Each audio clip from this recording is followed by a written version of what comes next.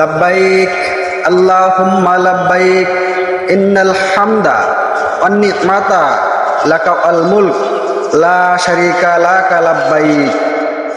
আল্লাহ তাআলা তার প্রিয় বান্দা হযরত মুহাম্মদ সাল্লাল্লাহু আলাইহি সাল্লামকে পৃথিবীর বুকে পাঠিয়েছেন মানব জাতির কল্যাণের জন্য। সেই মহামানব এর জীবনের শেষ কিছু সময় সম্পর্কে আমরা আজ জানব। হযরত মুহাম্মদ সাল্লাল্লাহু আলাইহি সাল্লাম ৬ষ্ঠ হিজরিতে হজ পালনের উদ্দেশ্যে মক্কা গমন করেছিলেন, কিন্তু পথিমধ্যে হুদায়বিয়া নামক স্থানে কুরাইশদের দ্বারা বাধাপ্রাপ্ত হয়ে তিনি হুদায়বিয়ায় সন্ধি স্থাপন করেন।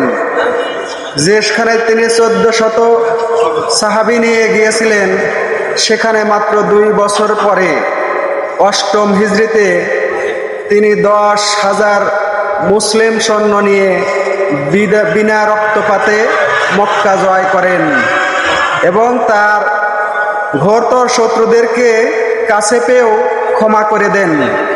ক্ষমার এ বিরল দৃষ্টান্ত পৃথিবীর ইতিহাসে আজও অতুলনীয়। ৬৩১ খ্রিস্টাব্দে মোতাবেক ১০ম হিজরিতে মহানবী সাল্লাল্লাহু আলাইহি সাল্লাম প্রায় ১,১৪,০০০ সাহাবী নিয়ে বিদায় হজ সম্পাদন করেন। বিদায় হজ শেষে তিনি আরাফাতের বিশাল ময়দানে সাহাবীদের সম্মুখে যে বক্তব্য দেন তা ইতিহাসে বিদায় হজের ভাষণ নামে পরিচিত। এই ভাষণে তিনি মানবাধিকার সম্পর্কিত যে সনদ তুলে ধরেন তা বিশ্বের ইতিহাসে আজও অতুলনীয়। তিনি দীপ্ত কণ্ঠে ঘোষণা করেন, হে বন্ধুগণ, স্মরণ রেখো আজকের এ দিন, এ মাস, এ পবিত্র দিন, এ পবিত্র নগরী তোমাদের নিকট যেমন প্রিয়, তেমনি তোমাদের পরস্পরের নিকট অপরের জান, মাল ও মর্যাদা পরস্পর সমানভাবে প্রিয়। অন্যায়ভাবে কারো ওপর কেউ কখনো হস্তক্ষেপ করবে না। মনে রেখো, স্ত্রীদের উপর তোমাদের যেমন অধিকার আছে, তেমনি স্ত্রীদেরও তোমাদের উপর অধিকার আছে। সাবধান, চাকরকে তার পারিশ্রমিক মিটিয়ে দাও তার গায়ের ঘাম শুকানোর আগেই। চাকর চাকরানির সাথে সদ্ব্যবহার করো এবং তাদের উপর জুলুম করো না। আর তোমরা যা খাবে তাদেরকেও তা খেতে দেবে, যা পরবে তাদেরকেও তা পরতে দেবে।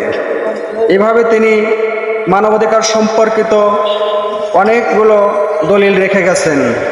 তিনি বলেছেন, হে মুসলমানগণ, যদি তোমরা আল্লাহর পাকের দেয়া কালাম আল কোরআন এবং আমার রেখে যাওয়া সুন্নাহ আঁকড়ে ধরো, তাহলে তোমরা কখনোই পথ ভ্রষ্ট হবে না।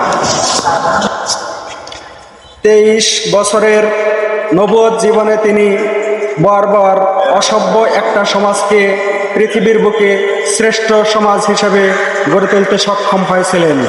আজও যদি আমরা তার পদাঙ্ক অনুসরণ করে চলি, তাহলে আল্লাহ তাআলা আমাদের এই দুনিয়াতে আবার শান্তি ফিরিয়ে দেবেন। আমরা সেই পথেই হাঁটব। আল্লাহ পাক আমাদেরকে তৌফিক দান করুন। আমিন।